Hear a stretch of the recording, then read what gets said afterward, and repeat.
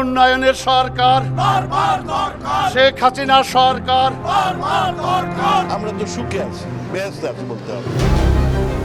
কাল গল্পে ভরা একটা মিথ্যা শাসন ব্যবস্থা। দানের টাকা, সরকারের অনুদানের টাকা, সেটা তারা খেয়ে ফেলছে। একজন পিয়ন যে কিনা 400 কোটি টাকা নিয়ে গেছে, তাহলে পিয়নকে যারা পরিচালনা করতো তাদের কি হতো? পুরো জিনিসটি আসলে একটা লুণ্ঠন প্রক্রিয়া, যেটা স্টেট এখানে তার সমস্ত ধরনের এফোর্ট দিয়ে তার আশেপাশের লোকজন, তার প্রভাবশালী নেটওয়ার্ককে অ্যাকোমোডেট করেছে। অস্ত্রের মুখেই এই ব্যাংকগুলোকে তারা দখল করে নেয়। এথিক্স, মোরাল কোনো কিছু কাজ করতেছিল না। ল এনফোর্সমেন্ট থেকে শুরু করে সবাই ইনভলভ হয়ে যায়।